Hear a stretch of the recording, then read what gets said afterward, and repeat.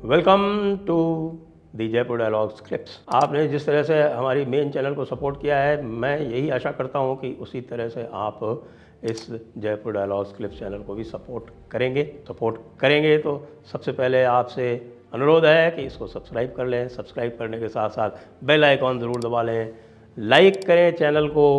Like करने से ही channel आगे बढ़ती है, वीडियो आगे जाता है। और इसको अपने दोस्तों के साथ, अपने परिजनों के साथ, सबके साथ शेयर करें। और बिल्कुल ना भूलें कि आपकी सहायता से ही ये क्लिप्स की चैनल आगे बढ़ेगी।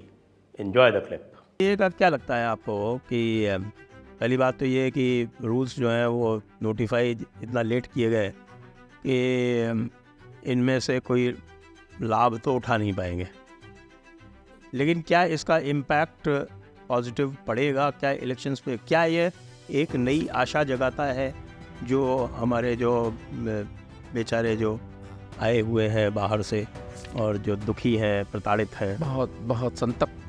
और जो मेरा अनुमान है कि पश्चिम बंगाल में संभवतः उनकी संख्या अधिक है, कहीं ज़्यादा है। यहाँ तो जो आए हैं उनकी संख्या तो हमें बिल्कुल पता है। वहाँ तो बहुत सारे ऐसे हैं जो डॉक्यूमेंटेड ही नहीं है। सही बात। वो 1971 से बहुत सारे लोग जो हैं वहाँ से प्रताड़ित होकर आए थे, उनको भी नागरिकता नहीं मिली अभी तक। पोरस बॉर्डर है ना उसके। सर, सिटीजनशिप अमेंडमेंट एक्ट के बारे में मैं बहुत स्पष्टता से आपको बात बता देता हूँ। और उर्दू के 2 लाइन्स में, जिंदगी का दर्द लेकर इनकलाब आया तो क्या, दिल की बर्बादी के बाद उनका सलाम आया तो क्या, मिट गया जब मिटने वाला उनका पयाम आया तो क्या। As far as the meet in citizenship amendment act is concern, it is completely missing. For example, 1 line, 1955 citizenship act says that अविभाजित भारत में जन्मे माइनॉरिटीज या उसके माता पिता अविभाजित भारत में जन्मे होंगे तो उनको प्रेफरेंशियल सिटीजनशिप दी जाएगी।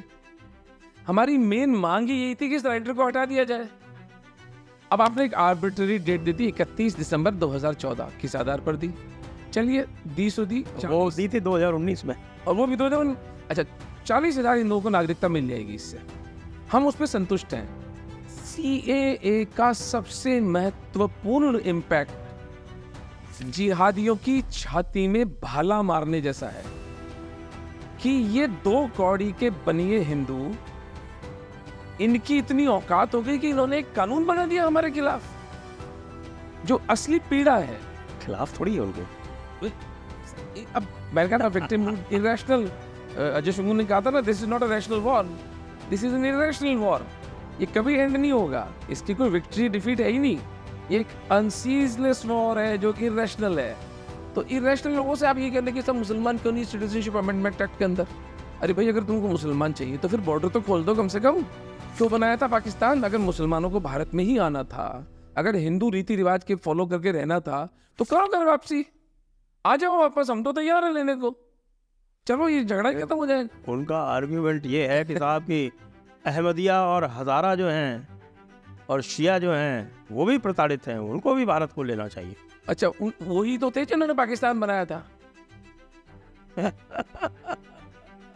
तो आप अपने कर्मों की सजा भुगत रहे हैं, तो आप भुगते हैं। तो सिटीजनशिप अमेंडमेंट एक्ट की मेरे लिए सबसे इंपॉर्टेंट बात, जिसके लिए मैं नमन करता हूं मोदी जी को और अमित शाह को, एक सॉवरेन कंट्री का पार्लियामेंट एक लॉ पास करता है सर अगेंस्ट अनदर कंट्री कि यहाँ कुछ सिटीजन्स के साथ में अनफेयर ट्रीटमेंट हो रहा है और हम उनको प्रेफरेंशियल सिटीजनशिप देंगे। Of course it is a historical context, चाहे नेहरू लियाकत एक्ट 1950 का, इंडियन सिटीजनशिप एक्ट और उसका अमेंडमेंट, पूरी दुनिया को पता लग गया पाकिस्तान में हिंदुओं के साथ क्या हो रहा है।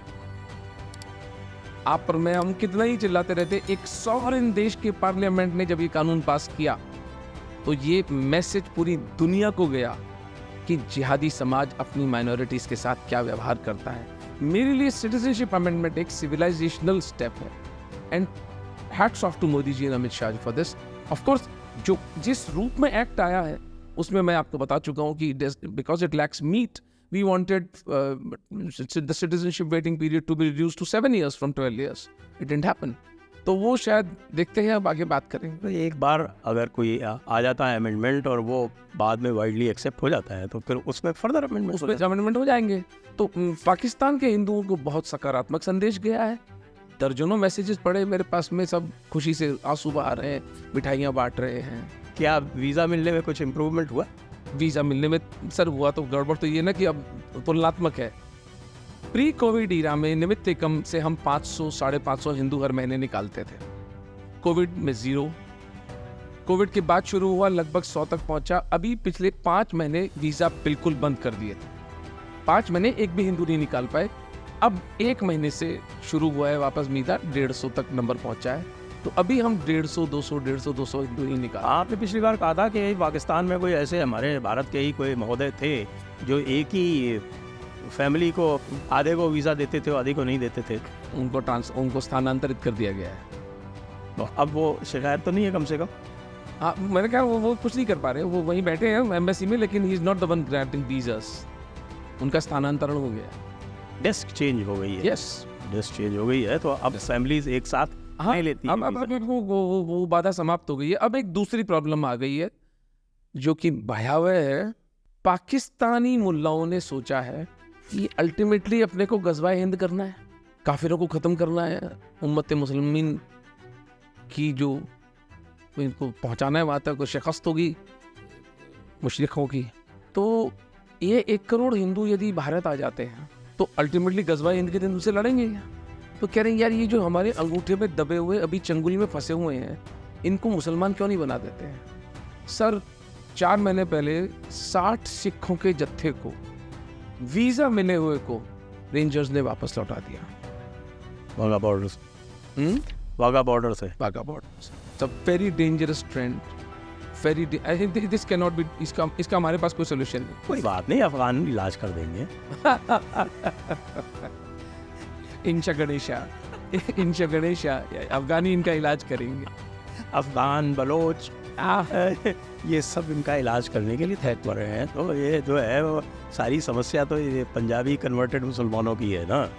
ये उसको लीड करते हैं, लेकिन ऐसी बात नहीं है। क्रिटिकल मास इनको हर जगह से मिलता है। जो आज कन्वर्जन जो कर रहा है बचंदी शरीफ का मियाँ मिट्टू, वो तो सिंधी है। इस वक्त हिंदुओं का सबसे बड़ा शत्रु पाकिस्तान में अगर मैं किसी को मानता हूँ तो वो मियाँ मिट्टू है, और वो सिंधी है।